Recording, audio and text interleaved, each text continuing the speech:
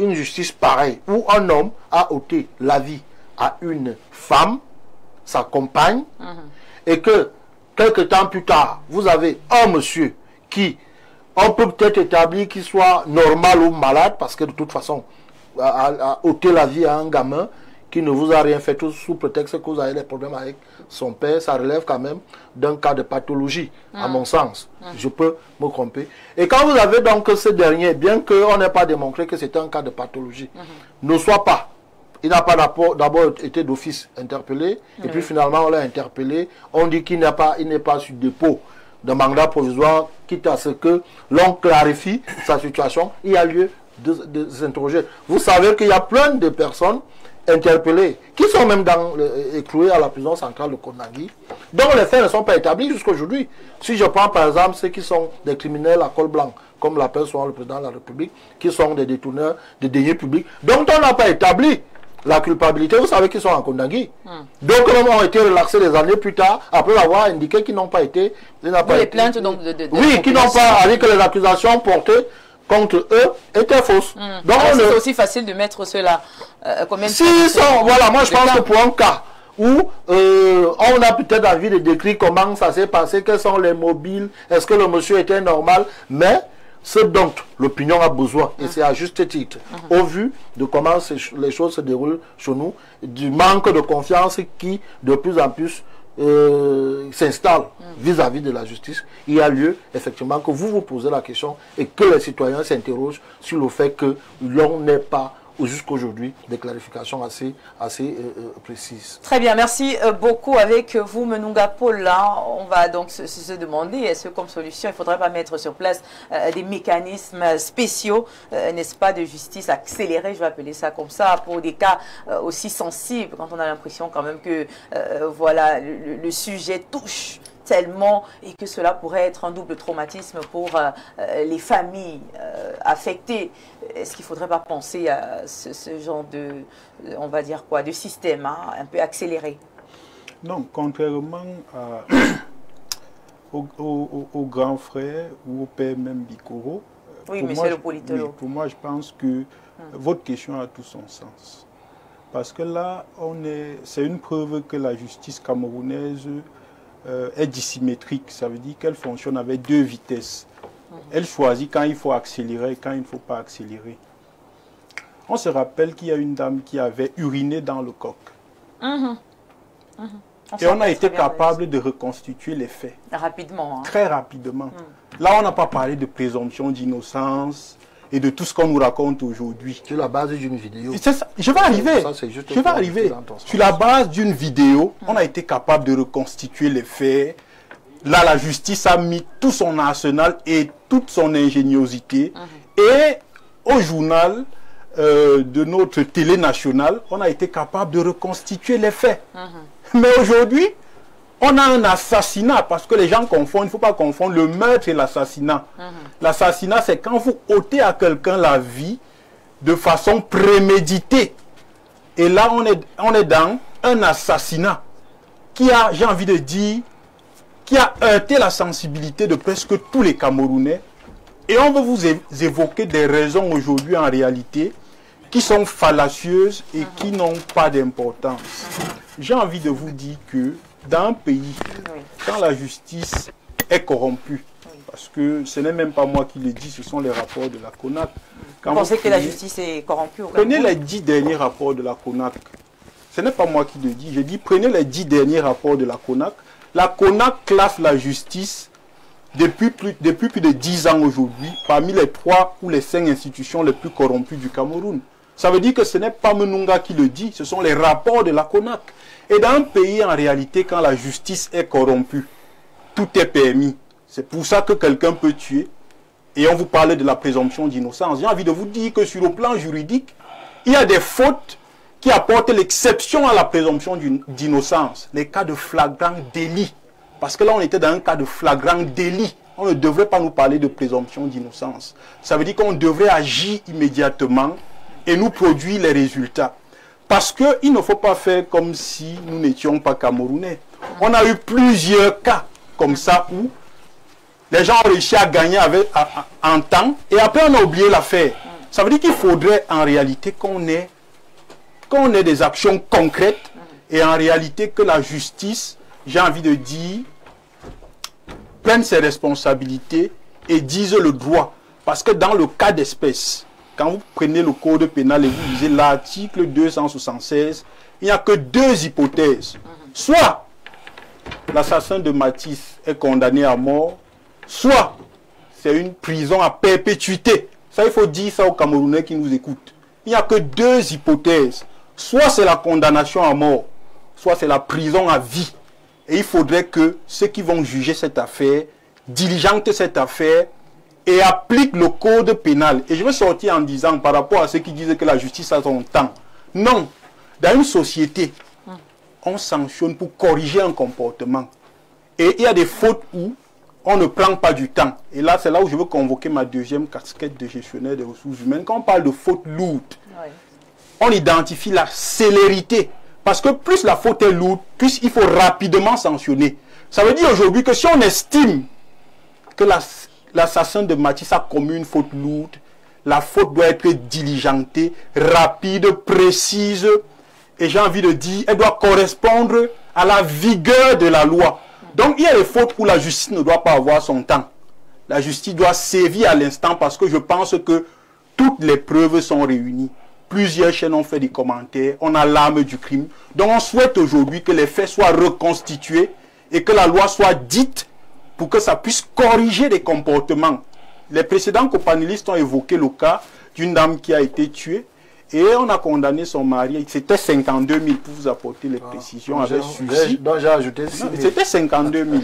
52 000. Ah oui, vous n'avez pas dit 58 000. Dans un pays sérieux en réalité, quel est l'exemple qu'on est en train de donner aux populations? On est en train de leur dire que un monsieur peut taper sur sa femme et meurt et après on le condamne à 5 ans avec suicide et il paye 52 000.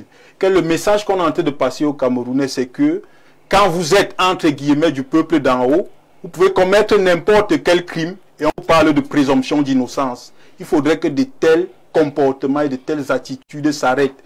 Et je sors en disant, et je suis définitivement par là, qu'il faudrait que la justice comprenne aujourd'hui, la justice camerounaise, parce que c'est écrit en noir sur blanc dans la Bible.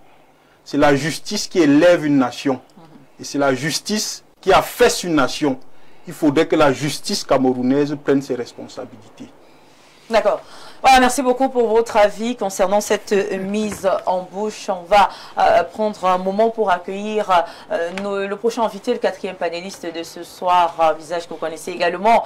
Lui, c'est Lucien Bidima, homme politique, mais également syndicaliste, que nous avons le plaisir d'accueillir sur ce chaleureux plateau. Bien le bonsoir et bienvenue sur le Grand Soir. Bonsoir, je tiens d'abord à m'excuser. Vous voyez ma veste, mon costume est totalement mouillé, il pleut terriblement. Conséquence, les embouteillages qui vont avec m'ont pas permis d'arriver ici, donc je présente mes excuses à vos millions de téléspectateurs. D'accord, de toutes les façons, vous êtes là et c'est l'essentiel. Voilà. Alors, bonne fête de l'unité nationale. Oh, c'était formidable cette fête de l'unité nationale qui a fait la cohabitation entre les divergences et les convergences pour voir que tout le monde était content en fait, plus ou moins de fêter. C'est quelque chose qui est formidable. Il faut toujours rentrer dans le sens du vivre ensemble, de manger ensemble, on parlait la semaine passée, mais de vivre ensemble, c'est très essentiel. Et j'ai salué la présence du chef de l'État, dont tout le monde a regardé, geste et fait. Mais la mobilisation est incroyable, l'infernale mobilisation du RDPC qui, jusque-là, une fois de plus, redisait au chef de l'État sa loyauté et puis la défense de ses intérêts. Et j'ai vraiment beaucoup apprécié aussi. Merci beaucoup. Rapidement, à prendre votre avis sur ce premier sujet, cette mise en bouche, l'affaire Matisse. On parle ce soir du temps de la justice qui semble assez long. Beaucoup pensent que l'on devrait plutôt parler de silence. Ils pensent que la justice aurait dû peut-être passer par un communiqué pour essayer de rassurer les populations. Mais on se dit, tout cela rentre quand même dans ce qu'on a essayé d'appeler lenteur. Est-ce que vous partagez cet avis? Non, il faut commencer par dire que la dernière fois, j'avais condamné totalement ce qui s'est passé par rapport à cette affaire. Mais maintenant que la justice est saisie, vous voyez, la justice camerounaise n'agit forcément pas comme la justice américaine. Si nous étions aux États-Unis, le procureur aurait déjà fait une conférence de presse. Notre justice a ses méthodes, a sa façon, a son mode de fonctionnement. Et je crois qu'aujourd'hui... Fonctionnement lent, c'est ça? Pas fonctionnement lent, peut-être, je ne sais pas. Je ne comprendrai pas, peut-être que je vais bien vous dire qu'on va encore rassembler les preuves alors que toutes les preuves sont là. Mais j'ai dit, allons-y, peut-être pas forcément dans le rythme de la justice, mais je dis que effectivement, il faudrait que justice soit rendue selon notre code pénal, selon les règles qui régissent la Constitution. Mais également, j'ai trouvé votre panéliste qui faisait un développement qui est tout à fait clair, parce qu'au-delà de la justice, au-delà, il faut rassurer la population. Parce qu'il y a certains actes. Vous avez vu avec quelle mobilisation on a fait quand Martinez Ogo est décédé. Je crois quand même que ne serait-ce que cette mobilisation des forces de l'ordre, de la justice. D'ailleurs, même au niveau du cas de la dame qui avait fait pipi dans le coq. Voilà. Vous avez vu la rapidité. Et puis, la mobilisation, ça fait que la population est rassurée. Mais là, il s'agit d'une population fragile, la jeunesse, les enfants. Je crois qu'on aurait pu faire aussi une telle médiatisation pour montrer que, effectivement, la justice est du côté des faibles. Parce que ce qui s'est passé, j'ai pu vous dire que c'est... J'ai toujours pensé à mes enfants. J'ai dit, je peux arriver chez moi et que je trouve qu'un de mes enfants soit attaqué. Vous-même, vous avez un joli enfant. C'est terrible. Mais qu'est-ce qu'on doit dire? Qu'est-ce qu'on doit dire? Moi, je dis, il faut faire confiance à la justice, parce qu'on ne peut faire que ça. Faire confiance à la justice et croire que les médias ne vont pas lâcher comme ils n'ont pas lâché les autres affaires. Parce que les médias aussi doivent jouer aujourd'hui un rôle, les leaders d'opinion. J'ai trouvé le grand frère ici, lorsqu'il y avait eu l'affaire de Martinez Ogo, paix à son âme. Vous avez vu même les hommes politiques, les hommes, les leaders d'opinion, les leaders religieux, personne n'a lâché l'affaire. Souvenez-vous aussi que lorsqu'il y a eu l'archevêque de Bafia, Benoît Bala. Il y a eu aussi cette mobilisation qui était telle qu'il fallait à tout prix peut-être retrouver son corps. Peut-être que jusqu'à présent, je ne sais pas si on a retrouvé totalement les métriers, mais il faut dire dans l'eau, dans l'eau, comme vous le dites. Mais cette affaire ne doit pas être lâchée. Ça, je vous dis, André, non. Il faudrait véritablement que la justice, que les médias, que les leaders politiques, les leaders d'opinion continuent à suivre ça jusqu'au verdict de cette affaire. Parce que sinon, cela voudrait vraiment dire que tous nos enfants, moi je parle d'enfants, tous nos enfants sont totalement en danger, etc. Mais moi personnellement, ça c'est sur le plan personnel, je crois à la justice camerounaise, je crois à la sincérité de l'information judiciaire. Je peux croire aussi que d'une manière ou d'une autre, tant que vous n'êtes pas condamné, on parle de présomption d'innocence, même lorsqu'on a des preuves.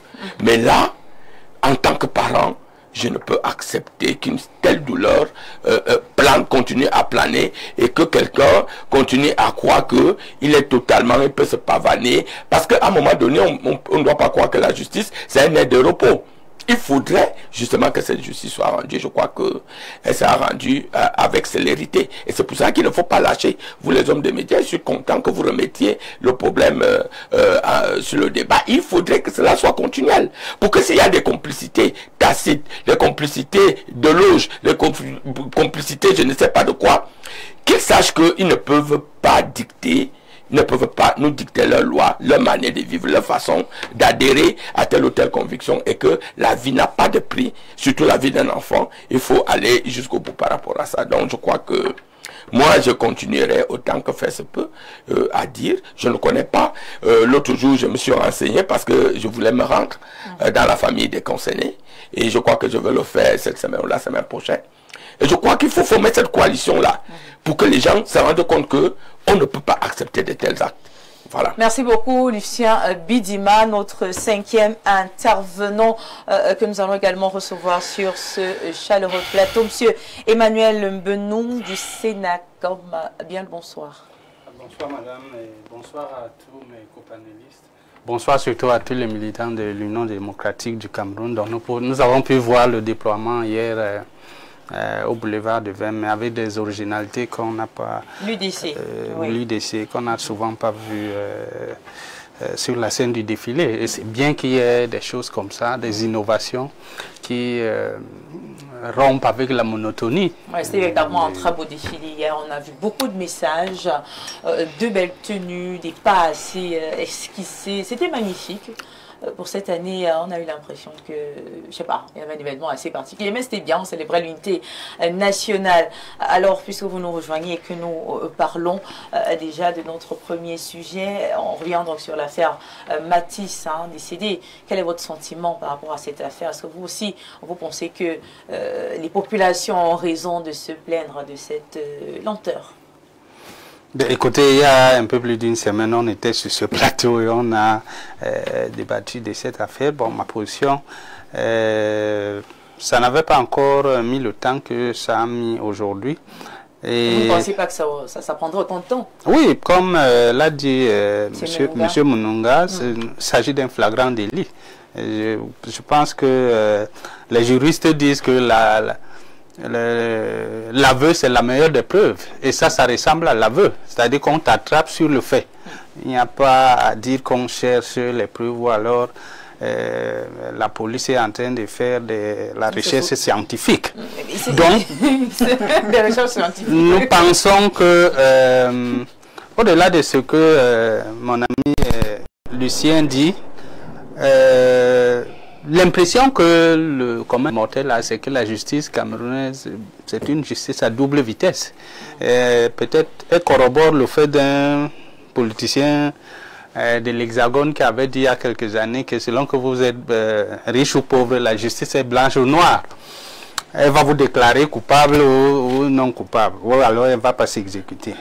Donc, vous savez, Monseigneur Cléda, il y a quelques temps, il nous disait que il attend toujours les résultats de l'affaire de Monseigneur Bala, que l'Église catholique n'a toujours pas les résultats pour savoir ce qui s'est passé, qui a tué Monseigneur. Donc, il y a des affaires comme ça, mais pourtant, la clameur populaire a identifié quelques coupables. On ne sait pas si c'est vrai ou faux, mais ce qu'il faut, nous savons que la justice est le régulateur de la société.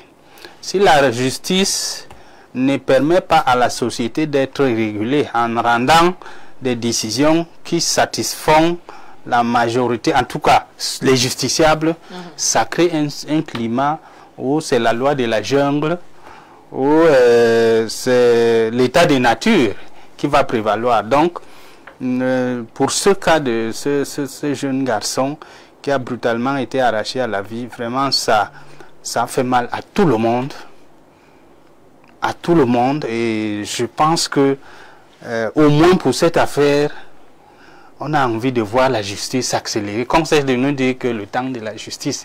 J'ai vu en 2008, lorsqu'il y avait les émeutes de la faim, une semaine après, les jeunes enfants qui ont marché étaient condamnés. On n'a pas dit que la présomption d'innocence n'a pas prévalu. Bon, donc je suis donc un peu surpris que pour un cas comme celui-là, qui a soulevé l'émotion de toute une nation, on continue à traîner près de 12 jours après. Je ne sais pas qu'est-ce qu'on attend, quel genre de preuves on cherche. Bon, un temps, on nous a dit que l'état à l'hôpital était souffrant, mais quand on l'a aurait perdu connaissance. Mais j'ai cru entendre qu'il était présenté chez le procureur. Je crois qu'un mort vivant, on ne le présente pas chez le procureur. Donc, nous sommes quand même un peu circonspects par cet état de fait. Je crois que le Cameroun, toute la nation veut que justice soit rendue pour ce jeune garçon innocent, cet être qui ne demandait qu'à vivre, dont on ne sait pas le destin. Peut-être c'était un futur président de la République. D'accord. Voilà, merci beaucoup. On a fait le tour de table. On va prendre quelques réactions externes également. Voilà les réactions de nos téléspectateurs. Bonsoir à vous sur le plateau. La meilleure suite d'émission. Ma question va à l'endroit de l'ensemble des invités. Peut-on parler de justice dans un pays où les décisions de la plus haute juridiction ne sont pas respectées? En outre, bien qu'un temps n'est pas indiqué, l'un des principes fondamentaux dans un procès, c'est la célérité, l'équité. Bertrand de Puy-Colmessé.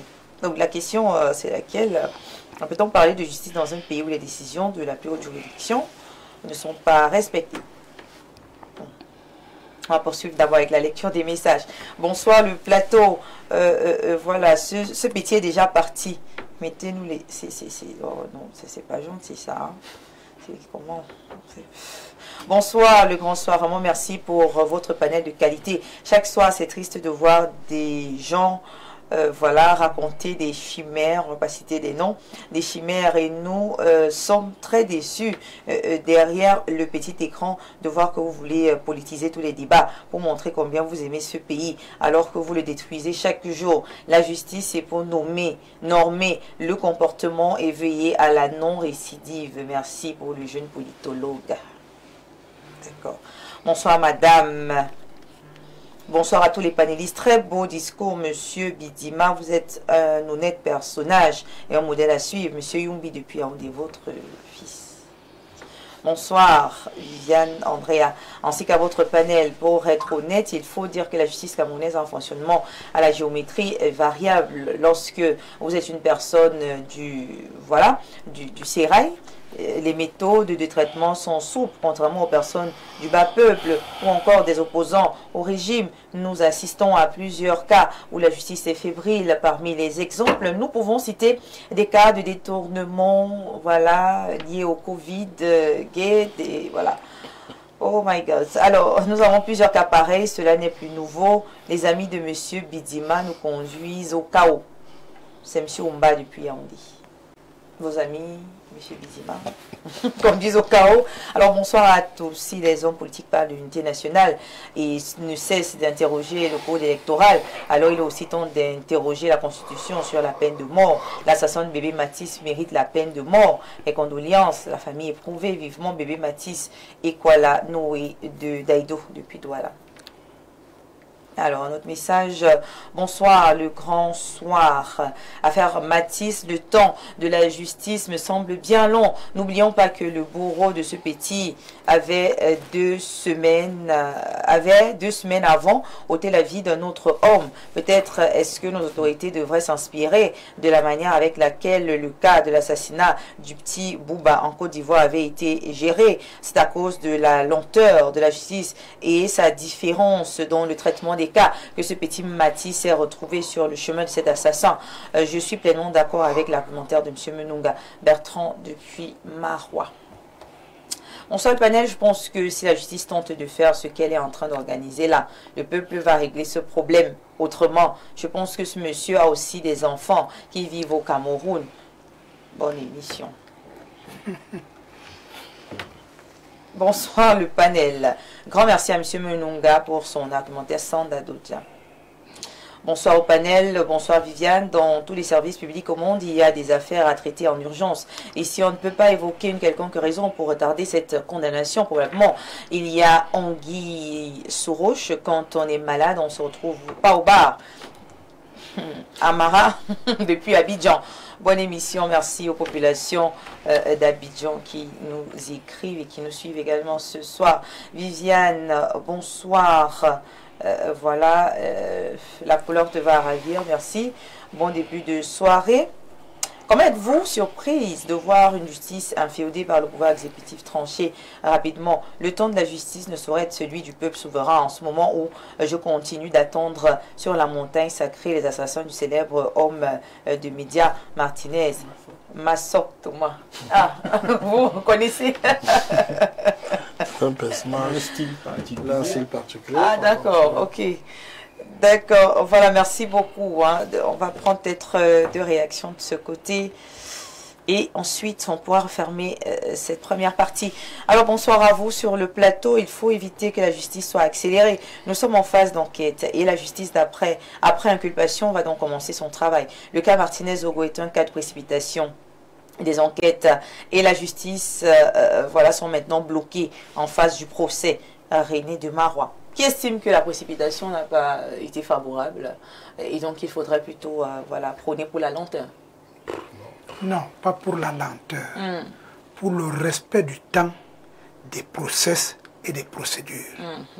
Il a bien fait d'évoquer le cas Martinez-Zogo. Nous avons vu des procureurs aller sur les plateaux de télévision, raconter tout et n'importe quoi. Des gens qui vous disent qu'ils ont lu le procès verbal d'audition. Et c'est interdit par la loi. Des gens étaient à Paris en train de boire de la tequila. Ils vous ont dit qu'ils savaient le jour où ceci et pas ceci. C'est allé dans tous les sens. Vous voyez que je ne parle pas de l'affaire de Fus. Et dès que la justice a pris son temps, ils ont tous disparu. On a même vu quelqu'un qui vous a dit, je savais qu'il va mourir à telle heure, 14 minutes, à tel endroit. On l'appelle d'un pour venir dire, mon frère. Aide la justice à avancer. Il dit que ce n'est pas ça qu'il voulait dire. Toutes les personnes qui écrivent là, vous parlez du cours électoral, vous parlez de ceci, vous parlez du pouvoir, vous parlez des acteurs politiques, ils ne parlent pas de Matisse. Il ne faut pas profiter de Matisse pour régler les problèmes dont vous-même vous êtes les acteurs et que vous ne voulez pas régler. La semaine qui a suivi l'annonce de l'assassinat de Matisse, c'est la semaine de l'unité nationale. J'ai suivi tous les plateaux de télévision. Il n'y a que 2 qui ont rappelé l'affaire Matisse. Ils sont tous sur octobre 2025. La justice se fait au nom du peuple camerounais. Il ne faut pas que nous, qui sommes justiciables, qui sommes auteurs et complices, que nous voulions voiler nos limites conceptuelles, structurelles et infrastructurelles. Un procès, ça commence par une enquête. Parce que l'enquête peut déterminer les complicités et une organisation criminelle. Oui. Et ce n'est pas le juge qui fait l'enquête. Il y a des gens qui sont là pour l'enquête. Et les parties liées à l'enquête, c'est les populations. Le peuple doit aider à ceux dont il a donné le pouvoir de normer, d'avoir toutes les informations possibles. Le juge est assis dans son bureau. On donne toujours l'impression dans ce pays que quand nous on a commis les choses, c'est d'autres qui doivent les arranger. Nous sommes un pays effectivement compliqué. On attrape quelqu'un avec le chômage, mais on dit c'est la pauvreté. On attrape quelqu'un en train de faire le faux whisky, on dit c'est la pauvreté. Mais dès qu'on attrape une autre personne qui ne concerne pas sa part, il vous amène à la liste nationale de l'ECAM, il vous amène au code électoral, il vous amène à ceci. Moi, je dis, on se serait attendu que le même process d'aide à la mise en œuvre de la célérité de la justice qu'on a constaté avec l'affaire Martinez-Zogo soit la même chose avec Matisse. Ils ont tous disparu. Le juge est resté maître de sa conscience. Que le policier qui va faire l'enquête fasse son enquête. Que le gendarme qui va diligenter fasse son enquête. Et que cette enquête va trouver qu'à la justice, il y a d'autres enquêtes qui se trouvent, afin que la sanction qui va en découler, qui est de 2 ordres, comme l'a dit le politologue éducatif, si on ne voit pas la contradiction au tribunal, comment on va éduquer? Le juge donne son verdict publiquement. C'est pour cela qu'on dit il y a eu affaire Matisse. Oui, les mois là. La seule chose que nous devons faire, qui est de notre ressort, c'est la vigilance accrue. C'est-à-dire que vous dites que le juge doit informer. Et vous-même, vous n'avez pas informé. Ce monsieur, pendant que vous disiez que c'est perdu, était face à un commissaire de police à l'interrogatoire. Les journalistes doivent aussi dire que c'est en train de se passer. Au moment où nous parlons, il était avec le procureur. Vous devez aussi le dire. Nous sommes un pays qui a ses manières de faire. Je compte au plus 4 ou 5 fois où j'ai vu un procureur de la République, dans le cas du Cameroun, le peu de 60 ans que j'ai fait dans ma vie, qui vient parler en lieu et place du journaliste. Nous savons comment fonctionne notre pays. Vous-même, vous n'informez pas. Vous passez tout un moment d'attraction médiatique où les gens peuvent voir comment vous posez les problématiques. On dit seulement que la justice est courte. Courte par rapport à quoi? Je dis seulement, soyons vigilants, on a déjà eu des cas comme cela.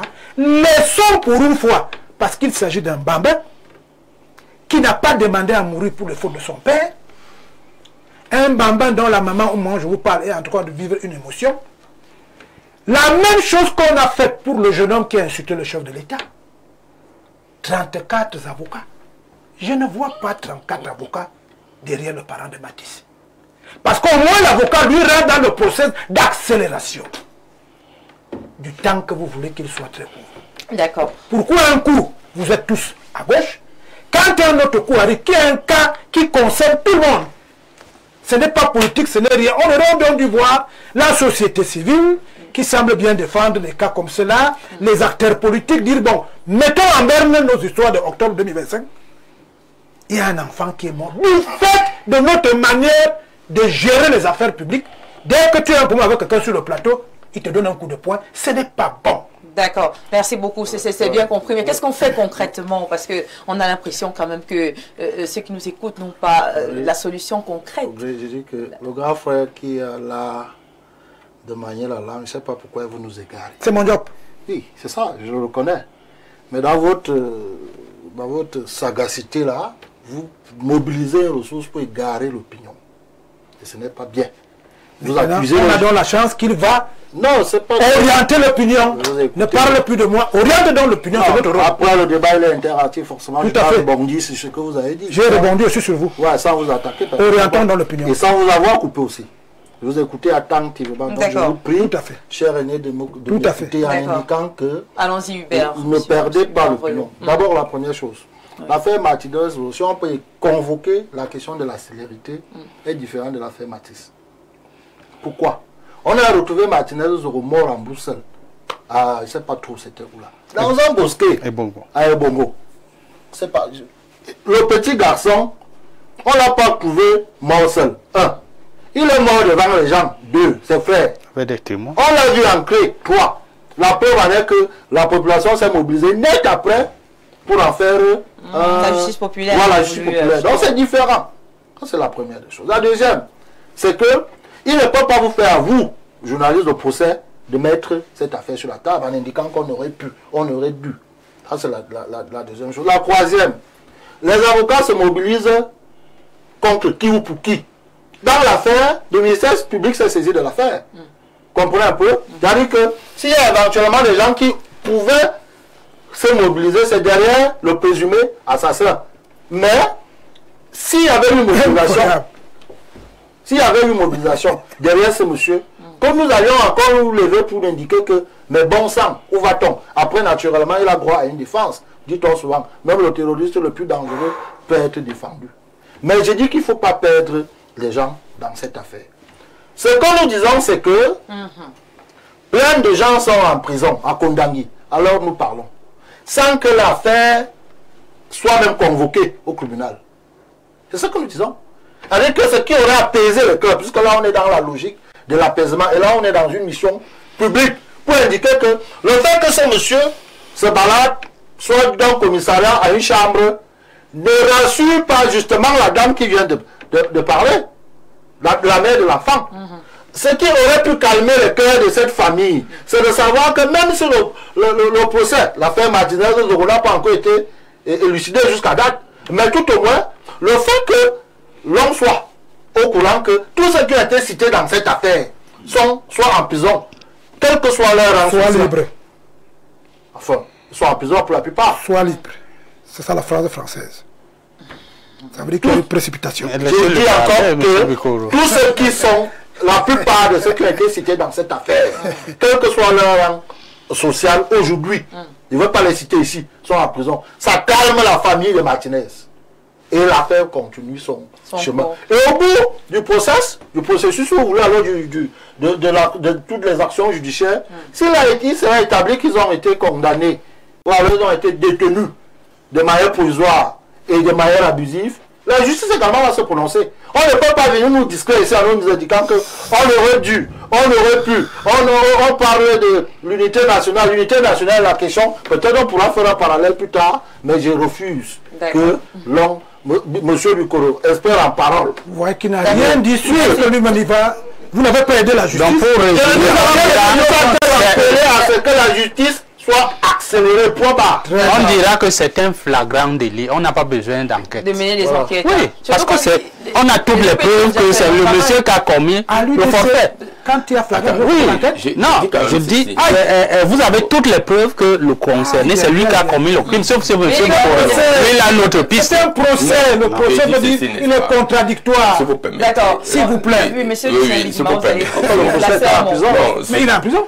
S'il vous permettez. Rapidement, on a passé le temps, on va prendre la thématique. Même lorsque ça a été établi que Ben Laden a comploté pour frapper le pays le plus puissant au monde, il y a eu la justice avec toute sa procédure et le process. Il faut apprendre. Il faut aller, permettez quand même, il faut aller sur le fait que même si vous êtes pris en flagrant délit, il y a toujours la procédure qui y va avec. On doit examiner. Parce que ce que le grand frère veut dire, petit frère, cette affaire, vous pouvez, nous, le commun des mortels, on peut seulement voir celui qui a exécuté. Alors qu'ils sont en bande organisée. Alors, voilà. Attention. Donc, alors que c'est quelque chose qui est plus grave et plus sérieux que ça. C'est pour cela, même lorsque on vient attraper un voleur chez vous, immédiatement on ne l'amène pas en prison. Il y a d'abord des auditions parce qu'on veut savoir qui est derrière ce voleur-là. Et le plus souvent, qu'est-ce qui arrive? On retrouve une bande organisée d'individus responsables de cela. Ce qui serait peut-être malsain aujourd'hui, c'est de voir ce monsieur-là totalement dehors en train de se balader. Comme on est dans la phase des enquêtes, et on ne sait pas d'où ça va aboutir ces enquêtes-là. Mais laissons quand même qu'il y ait des enquêtes. Laissons quand même qu'il y ait des auditions. Laissons quand même que nous y allons jusqu'au bout de cette enquête et que la justice fasse normal. Parce que, Viviane, on ne peut pas se retrouver aussi en train d'être des procureurs, des juges, des trésors à la place. Alors que vous échouez chaque jour. Mais le constat, lorsqu'il s'agit de certaines affaires. Et je reviens quand même sur ce qu'il disait par rapport à la fin de matinée. Vous voyez, il y a eu plus d'émotions que de réalité. Et quand il y a plus d'émotions, est-ce que maintenant, il faut laisser cette émotion-là de dire que, est-ce que vous savez, moi je vous dis la vérité, dans cette affaire-là, tout le monde, même moi, je me suis dit, comme je suis un homme public, est-ce que j'aurais dit quelque chose concernant Martinez qu'on viendrait me prendre? Vous voyez, c'est aller dans tous les sens. Et tout simplement pourquoi? Parce que on a laissé la place à l'émotion qu'à la justice. Mais maintenant, laissons la place à la justice, à l'émotion. D'accord. Voilà, merci beaucoup. On va donc refermer cette première partie consacrée voilà, à l'affaire Matisse. On va donc permettre justement à la justice de faire son travail en espérant que voilà, le pas sera quand même un tout petit peu accéléré afin d'apaiser voilà, les tensions et surtout d'apaiser les cœurs de ces familles-là attristées, perdre un être cher de façon aussi brusque, de façon aussi tragique. Il n'était pas malade, il n'a pas eu un accident, il a été assassiné, il n'avait que 6 ans, il avait des rêves qui ont été brisés, qui ont été interrompus. Ça fait mal à toutes les mamans, ça fait mal à tous les papas, ça fait mal à tout être humain forcément. Donc vivement, nous souhaitons encore nos sincères condoléances à la famille si durement éprouvée. Mesdames et messieurs, on va prendre une transition et juste après on se retrouve pour le deuxième arrêt de cette émission qui nous permettra de revenir sur la célébration de la fête de l'unité nationale pour le compte de sa 53e édition qui a eu lieu hier 20 mai. A tout de suite. Bonsoir, je rappelle, nous sommes vendredi le 21 mai 2025. Nous sommes donc mercredi. Ah oui, nous sommes. Vous savez, habituellement, l'émotion de la fête nationale. Habituellement, je présente ce programme les vendredis. On se comprend. Vivement que vendredi arrive. Vivement, le week-end aussi a trompé beaucoup de gens. Oui, j'en fais partie. Nous sommes donc mercredi, merci beaucoup. Et nous poursuivons avec cette belle thématique. On parle d'unité nationale, une célébration qui s'est donc tenue hier. On a pu observer voilà, le beau défilé. On a vu la participation également des civils, des belles pancartes, de beaux messages. C'était tout simplement magnifique. Mais aujourd'hui, force, voilà, quand même se poser la question de savoir est-ce qu'on est véritablement unis? Est-ce que le 20 mai serait, n'est-ce pas, le seul moment pour le Cameroun, n'est-ce pas, de montrer son union? En tout cas, on aura l'occasion d'en parler, bien évidemment, pour commencer. Comment ne pas définir? C'est quoi qu'entend-on par unité nationale? Qu'entend-on véritablement par unité nationale? Alors, puisqu'on a quelqu'un qui manie bien la langue sur le plateau, pourquoi ne pas poser la question à l'aîné, François Bikoro? Vous avez pleinement raison, c'est des concepts qui trouvent leur fondement dans l'histoire et dans l'anthropologie. D'accord. Parce que l'unité est certes le cousin de l'union, mais ce n'est pas la mère de unie. D'accord. L'unité, oui, allez-y. L'union, c'est prendre deux entités par une manière acceptée et de les mettre ensemble. Tandis que l'unité... L'unité, elle procède d'un processus qui peut être conséquent de l'histoire. Pour le cas du Cameroun, les conjectures coloniales qui sont historiques ont fait en sorte que des gens assis quelque part aient une querelle de partage. À la suite d'un mensonge historique. L'Allemagne ayant colonisé le Cameroun, des gens disent qu'ils ont gagné une guerre dans laquelle les Camerounais sont allés les aider à gagner la guerre, la Deuxième Guerre mondiale. Et au moment de partage des ressources, l'Angleterre se rend à l'évidence qu'elle a eu la mauvaise portion. Supplie donc ses complices que comment vous allez me laisser sans rien. On lui donne donc la partie qui s'appelle anglophone, qui va jusqu'au Biafra. Parce que la France veut la récupérer dans les années 70. C'est ça la définition, c'est ce qu'on doit... J'en viens. D'accord. Voilà donc des gens qu'on a coupés sans demander leur avis. Parce que des gens se disaient qu'on a partagé, je n'ai pas eu ma part. Et on revient donc, on leur dit, il y a une partie qui est au plan colonial anglophone, une autre partie qui est au plan colonial francophone. S'assoit donc, semble-t-il, à Fouman et décide de mettre les parties ensemble. Et se retrouve non pas dans l'unité, mais dans une superposition des entités. Ils appellent ça fédéral, je ne sais pas ce que ça veut dire.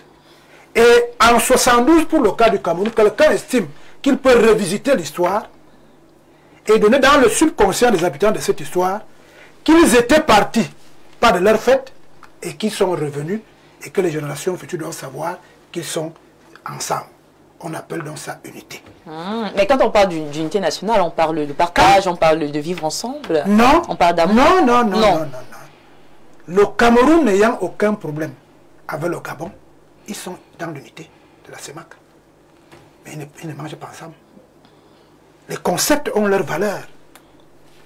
Donc en 72, quelqu'un estime que le fait de toujours mettre dans le subconscient de ceux qui n'ont pas vécu la même histoire, ça risque de travailler dans leur subconscient, qu'ils sont dans la superposition et non dans l'adhésion. Décide donc que est-ce qu'on peut laisser cette histoire qui rappelle un passé colonial qui n'est pas bon pour nos subconscients, et on arrive donc à l'unité. Vous voyez que cette unité est différente de l'anglophone et du francophone. Elle est plutôt une unité qui se remet en place par rapport à la portion que le Cameroun a gardée par devers lui. Maintenant, à l'intérieur de ce Cameroun, existent des habitants qui ont leur réalité, qui peuvent être des réalités anthropologiques. Il paraît qu'il y a des gens qui disent qu'ils sont musulmans, d'autres disent qu'ils sont chrétiens, les uns disent qu'ils sont du nord, les autres disent qu'ils sont du sud, les autres disent qu'ils sont Bakouri, d'autres sont Bamileke, d'autres sont Beti et autres. C'est des entités à l'intérieur de cette unité qu'on a mis en place. Ce qu'on doit travailler aujourd'hui, c'est plutôt l'union des cœurs. Que les gens s'entendent sur le fait que, quel que soit ce que l'histoire nous a imposé, il faut que nous reconstruisons notre propre histoire qui va dans le sens de renforcer certainement l'idée que ceux qui ont parlé d'unité et que ça reste dans les limbes des générations futures. D'accord, merci beaucoup pour votre première prise de parole avec vous, Hubert Volo. Alors, dites-moi quelle appréciation vous faites du défilé du 20 mai organisé chaque année à l'occasion de la fête de l'unité nationale. L'appréciation que je fais du défilé. Qu'est-ce qui vous marque particulièrement? Qu'est-ce qui me marque particulièrement? Ce qui me marque particulièrement, c'est le jeu que joue la CRTV, par exemple. C'est-à-dire? La CRTV est dans une sorte de... À la fois, ses caméramans et ses commentateurs. Vous avez demandé ce qui me marque. J'en parle parce que j'ai regardé le défilé hier, en direct à la télé. Et comme j'ai les oreilles pour entendre, les yeux pour voir, je me suis rendu compte que la CRTV ne joue pas le rôle de l'union, de l'unité, si vous voulez. Elle n'est pas dans une neutralité. Si je parle des hommes, si je peux apprécier justement la première partie du commentaire qui a été fait par Ibrahim Chérif, accompagné de lieutenant-colonel Atonfa, c'était captivant, c'était séduisant. Et j'ai envie de féliciter le lieutenant-colonel Atonfa Il avait la parfaite maîtrise. Il a bien préparé et il a bien présenté. La deuxième partie, celle présentée par Aimé Robert Bina. Entre communication et journalisme, on était perdu. Communication politique, on a senti Aimé Robert Bina qui a abordé son écharpe et son chapeau des militants du RDPC, répondant même aux problématiques dont il n'a pas la compétence, encensé à la fois le RDPC et le reste, n'insistant pas sur les autres éléments. J'étais mal, en fait. Je me dis non, c'est pas le moment, comprenez un peu. Mais c'est embarrassant parce que toute la nation est braquée, ne regarde que ça. Et donc finalement, l'opinion qui n'a pas la capacité de s'élever ne retient que ça. Et dit que c'est la vérité. Donc j'ai été embêté. La deuxième chose, ça c'est au niveau des réalisateurs. On a envie de voir, on sait, moi personnellement, je sais que le président Biya a 93 ans. Et donc il peut avoir de la peine à descendre de la voiture, à monter. Mais ce qui rassure, c'est qu'il est effectivement vivant. Je ne comprends pas pourquoi quand le président Biya arrive, on commence à nous montrer. Le moment où il descend, on commence à nous montrer les guitaristes. On commence à nous montrer les gens qui sifflent à la flûte. Les gens qui redressent les vestes. Et subitement, on nous montre le président Biya. Déjà, dans le petit rond, dans l'exécution. Oh, on a envie de le voir. Et quelqu'un rappelait, c'est François Marmejo, qui disait que les Camerounais vont voir leur président qu'ils n'ont plus vu depuis 2 mois. Mais on commence à nous montrer notre président à bout de morceaux. Pourtant, il est là. Et c'est le réalisateur de la CRTV qui faisait ça. Il l'a fait à plusieurs. Donc, voilà ce qui, moi... Qui vous a marqué? Oui. C'est une une observation appréciative et dépréciative. En même temps. D'accord. Voilà, merci beaucoup avec vous, monsieur Paul Menunga, le politologue sur le plateau. Alors, selon vous, qu'est-ce qui symbolise la fête de l'unité nationale? Déjà, il faut commencer par rappeler aux téléspectateurs que le 20 mai est un rattrapage de l'histoire. Dans l'histoire, c'est le rattrapage. Tout à fait. Parce que ce Kaïdjo a combattu. Il a voulu rattraper ça en 1972. Parce que le premier parti politique a posé la problématique de la réunification au Cameroun, c'est l'UPC. Parce que l'UPC a une idéologie qu'on appelle le nationalisme révolutionnaire. Et autour de cette idéologie, il y a un programme. Et le premier point du programme, c'est réunification du Cameroun. Le deuxième point, c'est indépendance. Parce que pour l'UPC, il était inconcevable d'aller à l'indépendance sans la réunification. Et le troisième point, c'est rehausser le standard de vie des Camerounais. En français facile, améliorer les conditions de vie des Camerounais. Et dans la construction de cette unité, Ruben Oumniové est même allé au congrès de Kumba en 1952. Pour ceux qui aiment les archives, ils peuvent dire écrit Soumaki. Pendant le congrès, il a demandé au chef, montrez-moi la limite des 2 Cameroun. Personne n'a été capable de montrer la limite. Il leur a dit, vous voyez donc en réalité, c'est superfétatoire, pour reprendre l'expression d'un ministre. Il n'y a jamais eu 2 Cameroun. Et à partir du congrès de Kumba en 1952, Oumniové et les chefs traditionnels vont définir un programme selon lequel le Cameroun devait être réuni et indépendant sur 5 ans. Je pourrais citer l'exemple d'un chef ici, le chef Dibongue. Mais puisque la France voulait partir en restant, a utilisé certains de nos frères pour combattre justement ce projet. C'est pour ça qu'en 1960, il y a eu l'indépendance du Cameroun francophone. Le 1er octobre 1961, il y a eu l'indépendance du Cameroun anglophone et la réunification. C'est important de le dire. Ça fait partie de notre histoire. Et c'est pour ça qu'en 1972, le président Ahidjo a voulu rattraper ce qu'il a combattu. Ça a donc fait quoi? Ça a fait qu'on a eu l'impression au Cameroun qu'il y a toujours eu 2 Cameroun parce qu'on a biaisé le projet du parti nationaliste camerounais. Parce que si on avait eu la réunification avant l'indépendance, on n'aurait jamais eu l'indépendance du Cameroun francophone et l'indépendance du Cameroun anglophone. Ça, c'était important de le dire avant de répondre à votre question. D'accord. Je vais donc avancer en disant que la fête de l'unité nationale ressemble un peu à une demoiselle qui se fait battre chaque jour par son mari et elle a peur de trahir auprès de ses parents. Et chaque fois qu'elle va chez ses parents, elle s'arrange à se maquiller pour que les bleus soient cachés. C'est un peu ça la fête de l'unité nationale aujourd'hui, parce que quand vous questionnez dans le fond, vous allez vous rendre compte qu'on a un sérieux problème d'unité. Parce qu'aujourd'hui, le problème du tribalisme demeure. Et un problème du tribalisme que Oumniobé dénonçait déjà en 1957. En 1957, Oumniobé écrit à André Marine Bida. Il lui dit qu'il faudrait que les hommes politiques arrêtent de mêler la tribu à la politique. Et c'est ce qu'on vit aujourd'hui. Parce que si les hommes politiques continuent de mêler la tribu à la politique, le Cameroun va se détruire. Au lieu que la tribu ou les tribus soient un avantage pour le Cameroun, ce sera un désavantage. Et il lui dit que, attention, nous ne sommes pas des détribalisateurs. C'est-à-dire, on n'est pas contre le fait que quelqu'un soit fier de dire que je suis Eton. Mais il ne faudrait pas que quelqu'un soit en train de dire que les Etones sont les plus intelligents du Cameroun. Là, ça devient un problème. C'est ça qu'il est en train de lui dire. Et il dit aux hommes politiques que ne mêlons pas nos tribus aux jeux politiques. D'ailleurs, aujourd'hui, on célèbre la journée mondiale justement pour la diversité culturelle, le dialogue. Exactement. Et le développement. Exactement. Et il dit à André Marine Bida, qui est le Premier ministre, que nous, les hommes politiques, nous qui sommes des leaders, évitons de mêler nos tribus aux jeux politiques. Faisons uniquement la politique et mettons nos tribus en dehors de ça.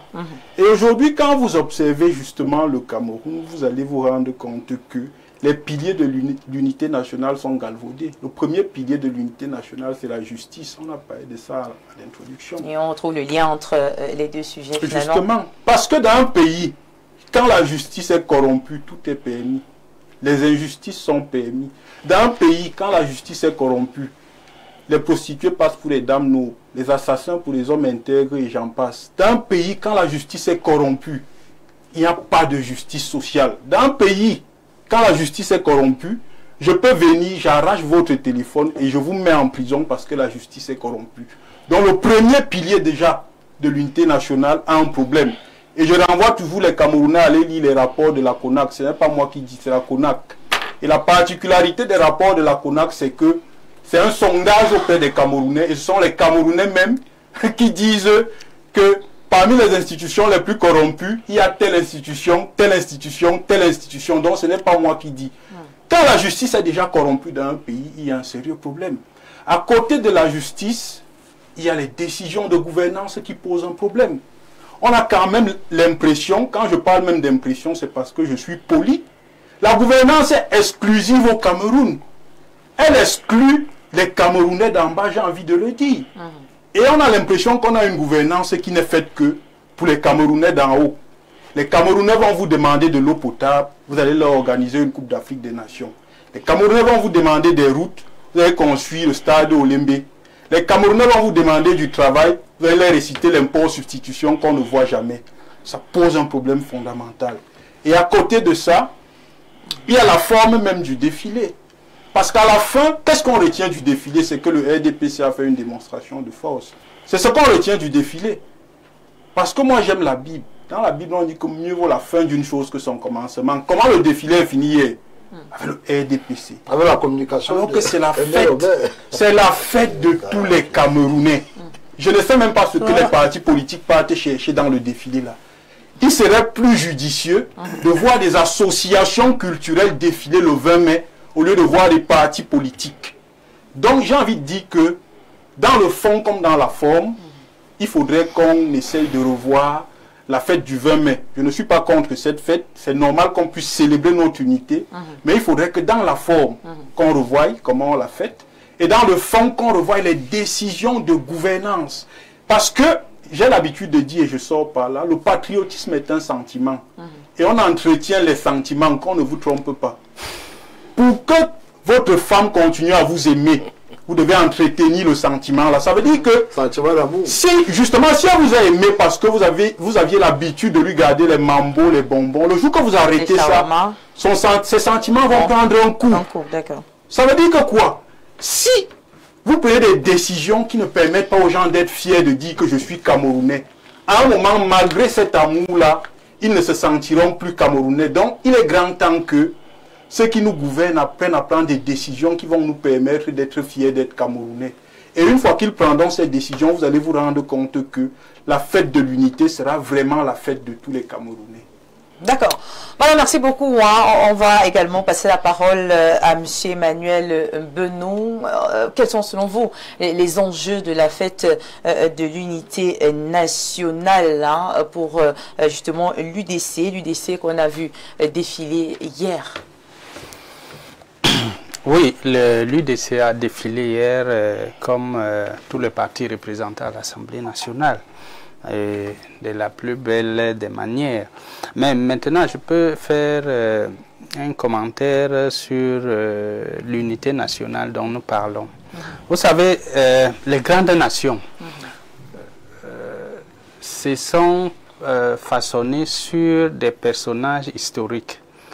Si vous prenez un pays comme les États-Unis, vous allez voir que des personnes comme Abraham Lincoln, comme George Washington, comme Thomas Jefferson, les gens qui ont, à la Convention de Philadelphie, mis en place la Constitution, ce qu'on a appelé la Convention de Philadelphie, les 13 premiers États qui ont fait l'Amérique. On sait qu'Abraham Lincoln, c'est lui qui a aboli l'esclavage.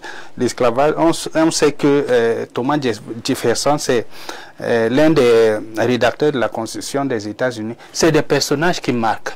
Malheureusement, ici chez nous, parce que quand on parle de l'unité nationale, ça s'agrège sur ce genre de personnages. Monsieur Mununga vous a cité par exemple des personnages historiques de ce pays. Et vous voyez d'abord pour nos officiels le temps qu'ils leur accordent. Moi, je n'ai jamais entendu le président de mon pays citer le nom de Oumniobé ou de Félix Moumié. Hier, personne n'a fait mention. Voilà, on vous dit des Camerounais ont lutté pour l'indépendance, on ne cite jamais les noms. C'est comme si on a ostracisé ces noms, ils sont frappés d'anathèmes qu'on ne peut pas les citer en public. Et ça, les jeunes Camerounais qui ne connaissent pas l'histoire de ce pays en ont besoin. Parce qu'on aime son pays par rapport à son histoire. Nous parlions tout à l'heure de la corruption et de tous les maux qui minent notre nation.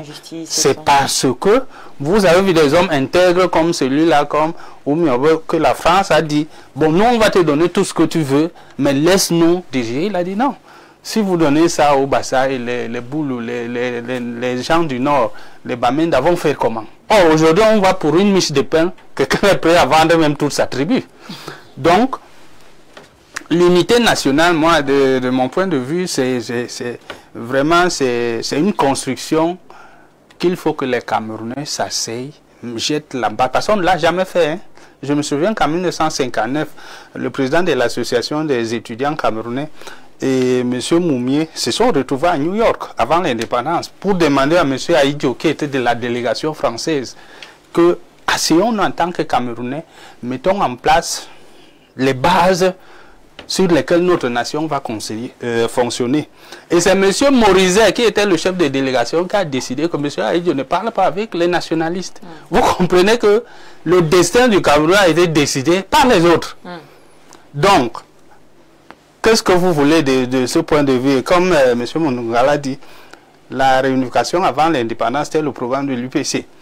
Et ça n'a pas été fait. Conséquent, nous avons la crise anglophone aujourd'hui. Ça, c'est une conséquence du fait qu'il n'y a pas eu réunification avant l'indépendance. La crise est là aujourd'hui. Et Ouméoué l'avait dit, que si on ne le fait pas, nous serons comme la Corée. Et parce qu'il y avait eu une séparation entre les deux Corées en 1953 avec les accords de Panmunjom. Donc, aujourd'hui, nous vivons cette unité, je dirais, de façade. Parce que vous ne pouvez pas avoir un apartheid social où certains mangent et d'autres ne mangent pas. Vous dites qu'il peut avoir une, peut pas avoir d'unité. Où certains, pour un palier, peuvent aller se soigner en Europe, pendant que d'autres meurent pour avoir 2000 francs et se soigner. Ça ne peut pas marcher. Donc, l'unité nationale, au-delà des flonflons et de tout ce qu'on voit, il faut que les Camerounais aient des cœurs apaisés les uns les autres. D'accord. Merci. Merci beaucoup. Lucien Bidima qui s'impatiente certainement. Non, pas du tout. Ne vous impatientez pas. Non, ça me fait plaisir d'écouter les uns les autres. Alors dites-moi, vous avez donc bien écouté tous vos autres co-panélistes. Que pensez-vous après 40 ans d'existence? Quelle lecture est-ce que le RDPC fait de l'unité nationale? D'abord, il y a quelque chose je ne peux pas dire qu'il m'amuse. Je ne sais pas si j'ai vu le même défilé que tout le monde. Pourquoi? J'ai suivi les mêmes commentaires que tout le monde. D'abord, mon ami dit qu'on n'a pas parlé de Oumiobe, on n'a pas fait référence. Je dis c'est faux. Quand l'UPC justement passait, M. Biyina fait référence à l'histoire.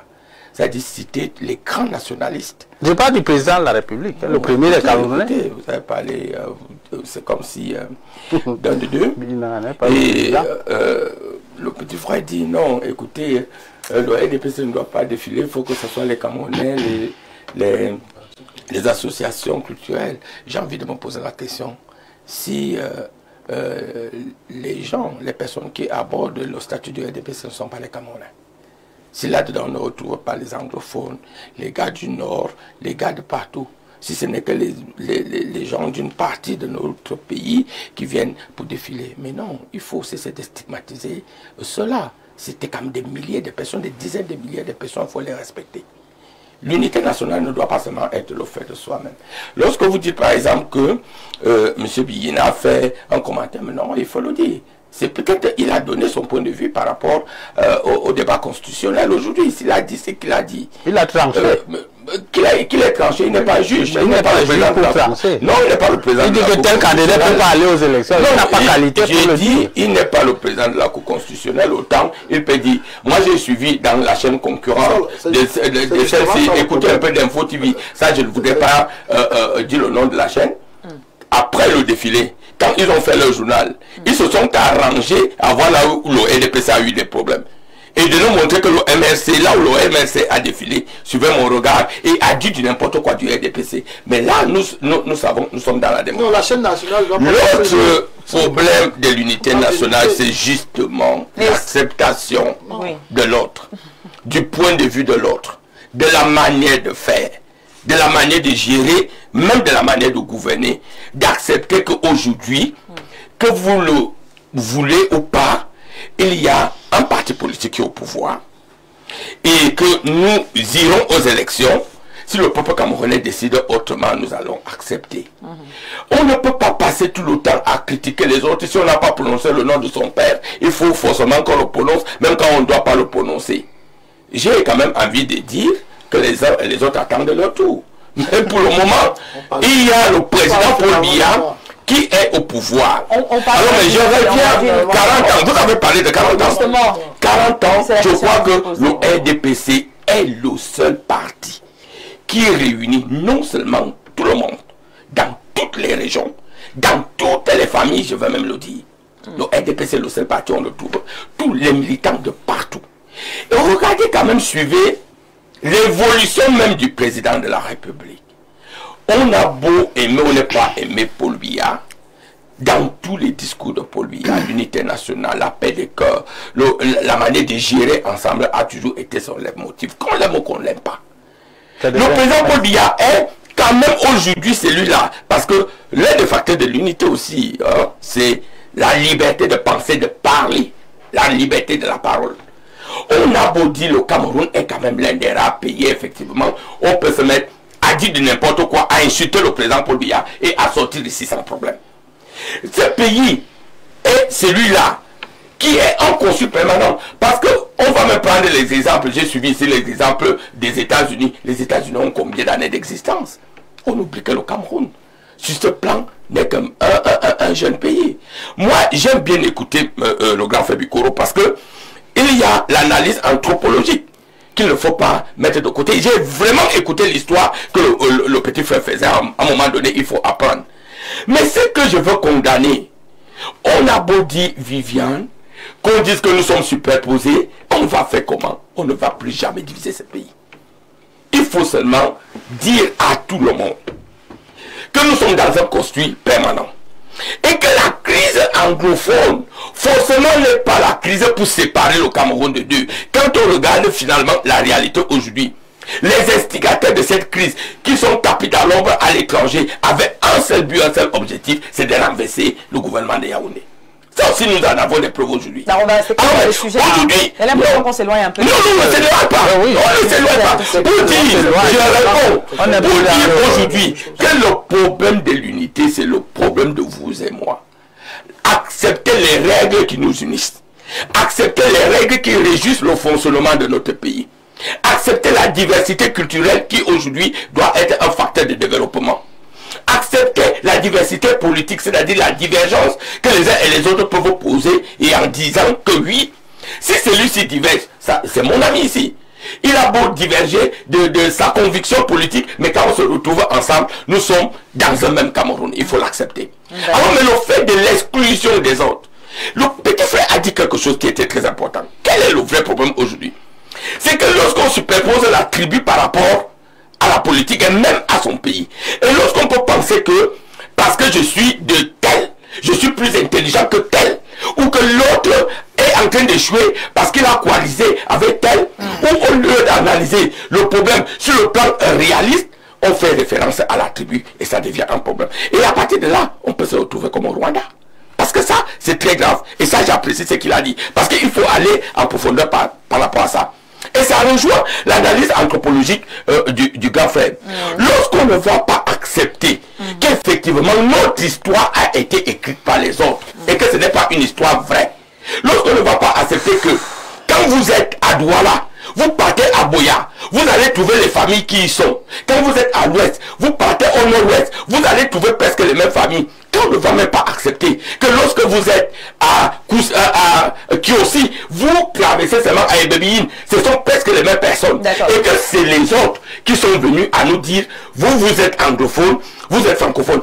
Qu'est-ce qu'on appelle anglophone ou francophone? Les images viennent pour vous recadrer. La question était de savoir qu'est-ce qui a été mis en avant dans la gouvernance du RDPC pour favoriser l'unité nationale. Non, mais c'est tout ça. Oui. Qu'est-ce que vous voulez? Je suis en train de vous citer principalement les canons. Le président Paul Biya s'est assis là-dessus.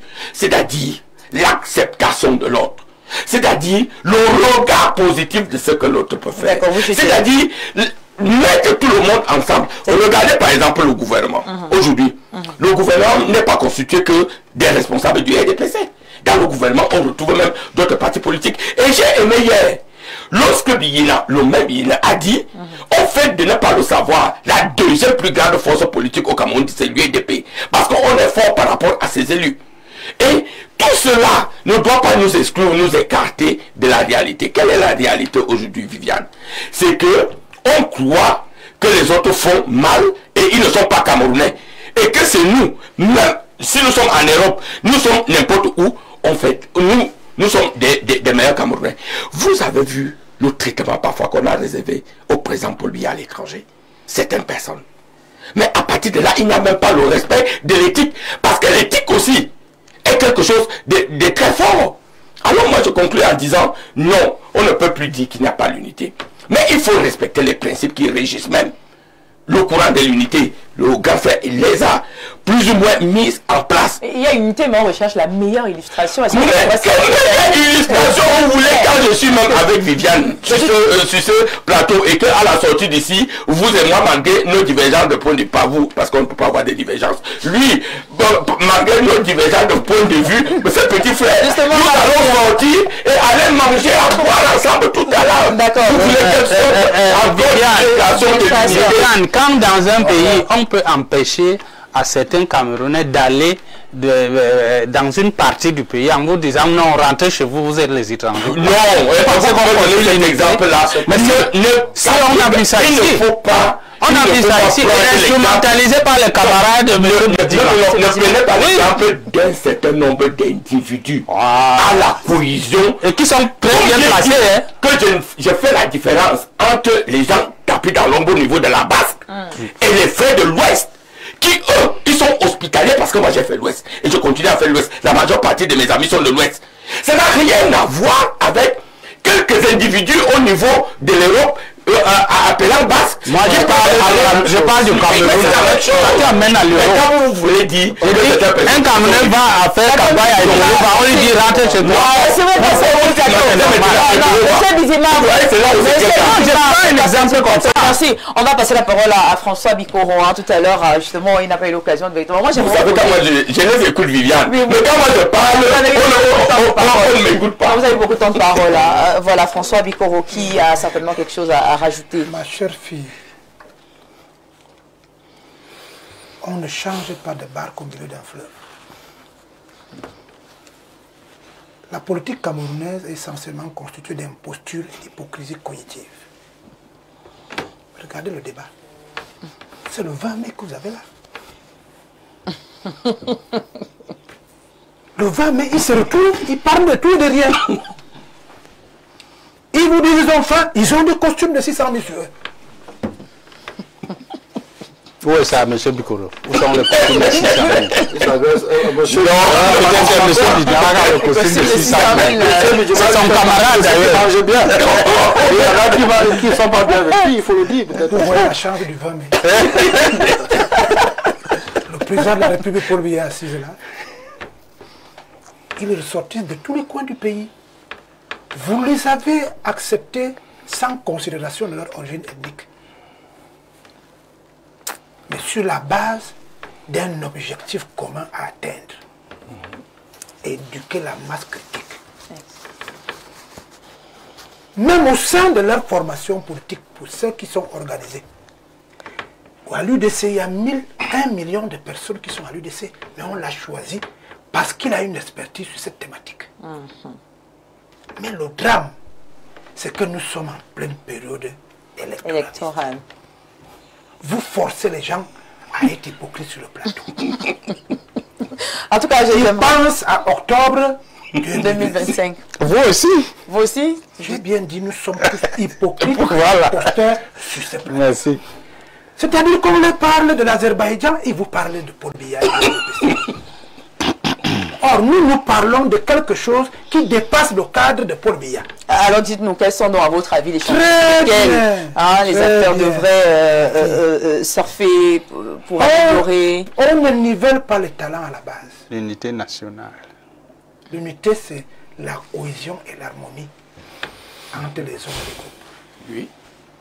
Il n'y a nulle part parti politique dedans. Oui. Il n'y a nulle part tribu dedans. Voilà. Vous êtes des imposteurs, des hypocrites. Parce que vous croyez que le Cameroun est né en 82 et qu'il va naître en 2025 quand vous allez chasser Paul Biya. Entre-temps, moi qui ai épousé une fille bamléké, vous me placez où? La cohésion et l'harmonie naissent sur les acteurs infrastructurels, structurels et réglementaires. Quand vous entrez dans une pharmacie, est-ce que la dame pharmacienne de Sambalima vous demande votre tribu? C'est un actant infrastructurel et structurel. Quand vous êtes au lycée, est-ce que l'enseignant vous demande, entrant dans la salle de classe, Bidima, vous êtes de quelle tribu? Non. Voilà ce qu'on appelle un État, une nation, qui, elle, se construit année par année et anneau par anneau. Les anneaux, c'est les constituants communautaires, religieux et tout ce que vous voulez. Maintenant, quand la parturition a été dénuée de tout sens, nous faisons un débat sur un enfant dont les patrons pas sûr du père et de la mère. Parce que le médecin des Nations Unies, on ne sait pas s'il a changé l'enfant. Vous dites que vous êtes de grands... C'est pour ça que moi j'apprécie la posture de l'intellectuel. Il n'entre pas dans nos cosmogonies de débats inutiles. Il nous retrace ce qui doit être fait à partir de là où nous sortons. Quand vous avez menti aux Camerounais dès le départ, quand vous n'arrivez pas à leur dire tout ce que nous subissons aujourd'hui a une origine. Nous faisons un débat sur les prix de répartition qui ont été mis en place par une autre personne. J'ai même entendu certains, pas peut-être ici, qui vous ont dit que l'unité nationale est sérieuse lorsque les partis politiques s'assoient ensemble. Alors que déjà à l'intérieur de ces partis politiques, qui sont un actant infrastructurel, social et sociétal, la loi prédispose que vous aidiez cette nation à se construire année par année, anneau par anneau, en y acceptant à l'intérieur que des gens qui sont mis par un objectif qui est commun, celui de la cohésion nationale. Si nous travaillons dans ce sens, en ne mentant pas les gens, que la photo qui est sur ce plateau est la photo que nous avons depuis notre naissance, et qui est dénaturée parce qu'on croit qu'on a un accent particulier sur la politique politicienne. D'accord. Vous n'avez pas appelé M. François de Bidjama parce que nous nous connaissions, parce que je vous cotise. Vous m'avez appelé parce que vous savez que je suis un Camerounais qui peut apporter sur ce plateau. Exactement. Non, vous la cotisiez pas. Non, je peux quand même je parle aux gens qui nous écoutent. Non, c'est un adulte qui vous parle. D'accord. Nous avons un problème dans notre pays, c'est qu'il y a une nouvelle tribu qui est née, qui n'a pas de lien avec d'autres tribus que la Plate de Touri. D'accord. C'est-à-dire le parti politique et le leader du parti politique. D'accord, Ils n'ont aucun lien avec les Camerounais. Ils n'ont aucun lien avec les autres partis politiques. Ils ne disent pas la vérité qu'avant de venir ici, on était assis ensemble. On est ensemble sur ce plateau. Et après, ici, on va encore être ensemble. Si le gouvernement n'arrive pas à nous forcer à l'unité nationale, la cohésion dont nous voulons, elle peut être forcée par notre vécu quotidien, chaque jour, dans les quartiers, dans les villages. Allez à Sambalima, allez à Fotokol, à Guédéguis, à Yaoundé. Vous allez voir que vos débats sur la non-unité nationale n'ont aucune valeur là-bas, avant qu'on ne vienne leur parler du seul plat, de la seule place, de la seule jour que l'on mange sans cuisinier, sans quelqu'un qui aura la table, le palais de Touri. D'accord, merci beaucoup. Prenons quelques réactions, même si on n'a plus assez de temps. Bonsoir, madame. Bon panel. Que l'huile de la sardine ne mouille pas les lèvres de notre politologue sur le plateau. Le Cameroun a besoin de lui. Abel Guidankwa depuis Pendja. Alors, notre message, bonsoir à vous sur le plateau. La fête de l'unité nationale au Cameroun marque en réalité la célébration de la vision de construction du Cameroun en une seule nation. Peut-être faudrait-il rappeler aux uns aux autres que le territoire Cameroun a vu le jour suite à un accident de l'histoire de l'impérialisme occidental où une multiplicité des petites nations se sont retrouvées regroupées de force dans un grand ensemble appelé Cameroun, et ce malgré les diversités culturelles et historiques. Le président avait eu l'intelligence d'imposer les fondations de cette vision à travers le référendum de 1972, en espérant que les générations futures devraient poursuivre avec sa matérialisation. C'est Ngo Jean Armand depuis Biouha. Alors, monsieur Bidima, c'est bien de festoyer que vous êtes au pouvoir, mais sachez que le Cameroun va mal. La vie est chère, pas de route, chacha élevé le niveau des vies des Camerounais. Oui, ils vont ensemble, mais margeons ensemble, Patrick Dodja. Bonsoir au très grand plateau du Grand Soir. Très belle émission, très beau plateau, vient André. Au sujet du jour, je pense exactement comme monsieur Menunga qu'il faut vraiment repenser à la question de l'unité nationale. Nous avons besoin de plus que des paroles, bien sûr, pour croire à cette unité. Jean-Bruno Afané Oyeng depuis Simbok Yaoundé. Alors, puisqu'on a peu ce temps, on va faire un dernier tour de table rapidement avec une question centrale pour tout le panel. Quels sont donc, à votre avis, comme je le disais tout à l'heure, les chantiers sur lesquels les acteurs sociaux devraient, n'est-ce pas, engager ou même améliorer pour parvenir justement à, voilà, à une unité nationale à laquelle semblent aspirer tous les Camerounais, parce qu'on a l'impression que les Camerounais aspirent à une certaine unité nationale. Je vais commencer voilà, par qui veut bien prendre la parole. Voilà, on va commencer par M. Hubert Volo. On a les gens qui fuient mon regard. Je voudrais dire que votre question, c'est par là que je vais finir. D'accord. Ce qui s'est passé hier, c'est l'arbre qui cache la forêt. Vous comprenez un peu. Monunga a parlé de la justice qui est malade. Je vais vous dire que l'Institut national de la statistique a dit dans son rapport de 2024 que 10 millions de Camerounais vivent avec moins de 1000 francs par jour. Exactement 814 francs.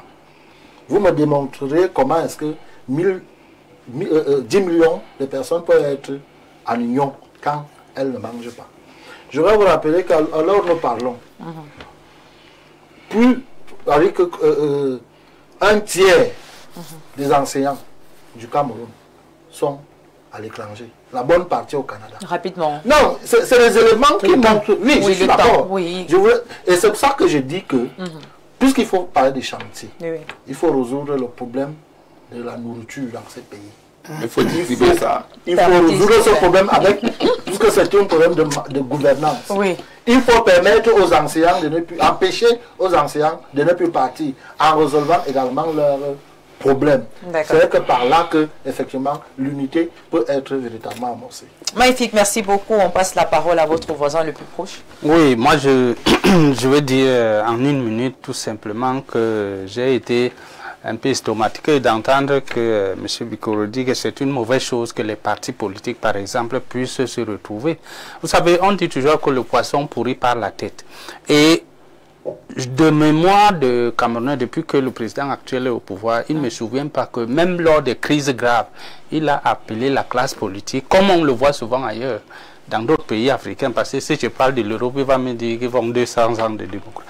Quand il y a des crises graves, on appelle toutes les forces politiques pour qu'on puisse voir comment on peut sortir là, comme le cas de la crise qui s'est vue au nord-ouest, au sud-ouest. Non seulement pas de débat à l'Assemblée, pas de convocation des forces politiques pour qu'on puisse voir comment... Ce n'est que quand nous sommes ensemble, qu'on s'échange des idées. La Bible dit que le salut vient dans un grand nombre de conseillers. Donc, c'est quand nous sommes ensemble qu'on se prête les idées, qu'on peut sortir quelque chose de bien pour ce pays. Tant qu'on ne le fait pas, et qu'on croit que le RDPC a la science infuse, on va tout droit au mur, comme c'est le cas actuellement. D'accord. Merci beaucoup, M. Menunga. Paul, votre mot de fin.